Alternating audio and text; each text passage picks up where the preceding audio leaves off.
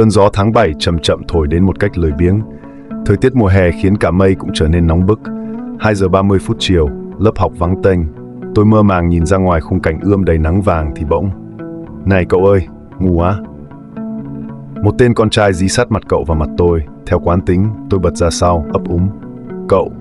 Cậu là ai? Tớ là người ngồi sau lưng cậu đấy. Bạn cùng lớp sao cậu có thể vô tâm như thế được chứ? Cậu bạn thở dài thườn thượt.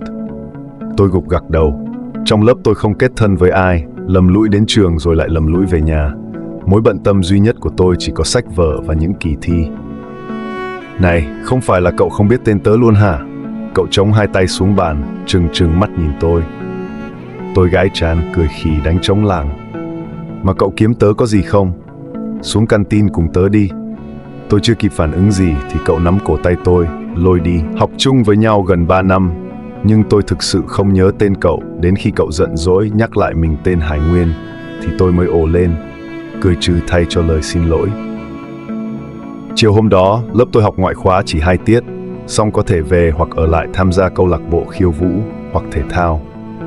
Tôi không có hứng thú với mấy thứ đó, càng không muốn về nhà giữa trời nắng, nên tôi ngồi lì trong lớp. Sau đó thì bị Hải Nguyên kéo tay đến căng tin. Lần đầu tiên cậu mời tôi trà sữa. Hôm ấy chúng tôi nói rất nhiều chuyện, nhưng bây giờ thì tôi đã quên hết rồi.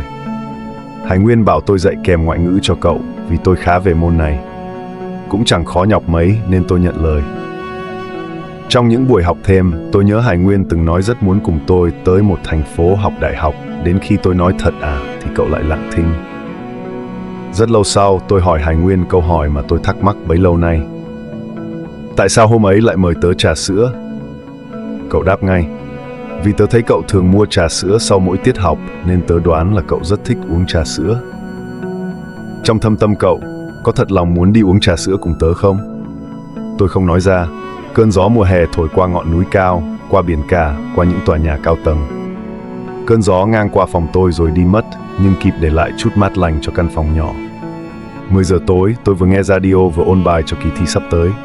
Như những buổi tối khác, chúng ta lại gặp nhau trên sóng phát thanh. Hãy kể tôi nghe câu chuyện của bạn đi nào. Bạn có bỏ lỡ cuộc hẹn nào với người bạn thích không? Xen lẫn trong giọng đọc của cô phát thanh trên đài là tin nhắn đến từ Hải Nguyên. Từ vựng nhiều quá, mệt thật đấy. Cậu có muốn thi đỗ không? Tớ học tiếp đây. Cậu đừng thức khuya quá nhé. Ngủ ngon. Tôi chụp lại màn hình tin nhắn đó làm kỷ niệm. Cậu bảo tôi ngủ sớm, nhưng bản thân cậu lại thức đến 1, 2 giờ sáng. Tiếng bíp điện thoại làm tôi thức giấc. Mai tớ sẽ đem bữa sáng cho cậu, bánh mì phô mai và trà sữa nhé. Sáng hôm sau, Hải Nguyên tới lớp muộn. Mãi đến 7 rưỡi cậu mới rón rén vào lớp bằng cửa sau, mắt thâm quầng. Cậu dúi vào tay tôi bữa sáng, nhưng tại sao cậu lại biết món ăn khoái khẩu của tôi là bánh mì phô mai? Tôi chỉ tự vấn mình thôi, chứ không gặng hỏi cậu. Có lẽ cậu vì bữa sáng này mà tới lớp trễ chăng? Hết gặp mặt ở trường, ở lớp học thêm rồi phụ đạo cho cậu môn tiếng Anh, nên thời gian chúng tôi bên nhau rất nhiều. Cơn gió thổi qua hẻm vắng, thổi mãi vẫn không đuổi kịp bóng hình còn vương lại của người. Ngày thi cuối, Hải Nguyên hẹn gặp tôi ở con đường nhỏ sau trường, nhưng cậu đã quên. Lúc đó tôi nghĩ rằng thi xong, có lẽ cậu rất mệt nên đã quên cuộc hẹn do chính mình đề nghị. Tôi cũng không bận lòng và thông cảm cho cậu, dù sao thì tương lai vẫn còn dài ở phía trước. 11 giờ 45 phút tối đó, cậu ghi âm giọng nói của mình với câu ngủ ngon nhé và gửi sang tôi. Cứ thế, tối nào tôi cũng mở lên nghe, có cảm tưởng như nghe chính miệng cậu chúc tôi vậy. Tôi không hề biết những suy nghĩ trong cậu, thật lòng hay giả dối, nhưng quãng thời gian vừa qua, những gì mà cậu làm cho tôi khiến tôi vô cùng cảm động. Trái tim tôi đập lệch nhịp vì cậu. Cảm giác này giống như nhai trong miệng viên kẹo dẻo ngọt lịm. 5 giờ 30 phút chiều, buổi học sau cùng. Cậu có tin không, trên đời này sẽ có người thích cậu mặc kệ cậu có bao nhiêu khuyết điểm.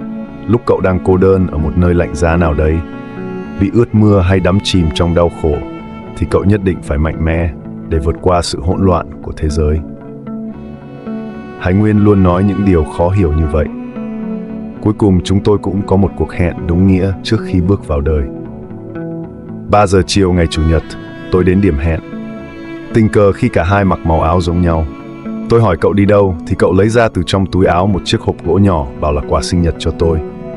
Làm sao cậu biết sinh nhật tớ? Tôi nhận lấy món quà, thắc mắc. Chỉ, tại tớ hay để ý thôi. Cậu cười xuề xòa. Hôm đó chúng tôi chẳng đi đâu chơi cả, chỉ ngồi ở bờ hồ đài phun nước ăn kem. Hóa ra cậu hẹn tôi chủ yếu là chúc mừng sinh nhật tôi. Hải Nguyên không phải là học sinh nổi bật trong lớp, cũng chẳng quá điển trai để các cô gái viết thư tỏ tình. Nhưng nơi nào cậu đi qua, mọi người luôn hướng mắt nhìn về nơi ấy. Bởi vì cậu là chàng trai tốt bụng, sống tình cảm và mang trong mình trái tim tràn đầy nhiệt huyết. Chẳng biết từ bao giờ tôi bắt đầu nghĩ về cậu, tìm hiểu cậu. Hải Nguyên, cậu ấy giống như một đứa trẻ cố chấp, một ngọn lửa đốt cháy hy vọng, làm sáng bừng lên ý chí, sau đó cậu sẽ mệt mỏi và ngủ thiếp đi. Tôi cảm thấy cuộc sống không quá nhàm chán nữa, có chút vui và sống động, có chút phiền não và hoang lạc. Tất cả những cảm xúc đều đến với nhau, làm cho thế giới của tôi thú vị và đa sắc màu hơn. Nhưng mùa hè ngắn ngủi, đều tại tôi không kịp học cách dũng cảm để tiếc nuối trở thành nuối tiếc, để tôi và cậu cách biệt từ đây. Vào ngày tốt nghiệp, tôi không thấy Hải Nguyên đâu hết. Tôi cũng đã gọi điện cho cậu, nhưng máy cứ bận hoài. Lúc tôi bước xuống từ bục nhận thưởng, cô bạn lớp phó đưa cho tôi bức thư bảo là của Hải Nguyên gửi. Lá thư ấy, cậu viết: Khi cậu mở bức thư này, thì tớ đang ở trên máy bay. Xin lỗi vì đã không nói gì mà ra đi đột ngột như vậy. Tớ sợ nếu nói ra vào thời điểm ấy sẽ làm cậu phân tâm. Thế nên tớ quyết định đợi kỳ thi tốt nghiệp qua đi, tớ mới nói. Tớ cùng gia đình đến một xứ sở khác, sinh sống và học tập ở đó. Điều này đã được định sẵn khi tớ 16 tuổi, vào cuối năm lớp 10. Nhưng vì cậu tớ đã xin phép ba mẹ cho tớ ở lại học cùng cậu hết 3 năm học. Tớ luôn để ý đến cô bạn ngồi trước mình. Cô bạn ấy khá trầm. Nhiều lần tớ muốn chủ động bắt chuyện, nhưng dường như xung quanh cậu có một bức rào chắn vô hình ngăn tớ tiến vào. Hoặc cũng có thể tớ thiếu dũng khí. Ngày nối ngày trôi đi. Ngày xa nhau cận kề mà tớ vẫn chưa nói một câu làm quen. Tớ muốn trước khi rời khỏi nơi đây có thể cùng cậu tạo ra thật nhiều hồi ức đẹp. Tớ đã làm được rồi, đúng không? Đôi khi nhớ lại khoảng thời gian tươi vui ấy, tớ thấy hạnh phúc và đôi khi cũng cảm thấy thất vọng. Trên con đường đời có không ít chông chênh, kẻ tốt người xấu, mưa rơi vào buổi sáng sớm hay ấm áp mặt trời vào lúc hoàng hôn. Tất cả cấu thành nên cuộc sống của chúng ta. Cậu hãy nhớ rằng phải mạnh mẽ vượt qua đám đông hỗn loạn của thế giới. Tớ không chắc ngày nào mình trở về. Vậy nên tớ cảm ơn những điều tốt đẹp và cả những điều không tốt đẹp. Cảm ơn những năm qua cậu đã xuất hiện ở đây. Nếu có ngày chúng ta tương phùng, tớ hy vọng tớ và cậu sẽ mặc bộ đồng phục màu xanh năm ấy, cùng nhau xuống canteen, cùng nhau ôn lại bài học cũ. Tớ rất vui vì cậu đã dành thời gian bên tớ. Thật ra, ngày đầu gặp cậu, tớ đã có cảm giác đặc biệt với cậu rồi. May mắn nhất là người cậu thích cũng thích lại cậu. Tạm biệt. Nắng ngoài cửa sổ chói chang, lá thư trên tay tôi vì cơn gió thoảng qua mà nhẹ nhàng lay động. Thanh xuân của chúng ta vì một câu tạm biệt mà trôi đi hết sao? Không đâu. Dù cho không gặp lại nhau đi chăng nữa, nếu bản thân vẫn như thuở ấy, mềm mỏng nhưng tràn đầy nhiệt huyết, thì dù bão tố hay nắng cháy, tôi tin sẽ có ngày chúng tôi cùng nhau tạo nên thật nhiều kỳ tích, mang tuổi trẻ năm ấy hóa thành hồi ức đẹp nhất.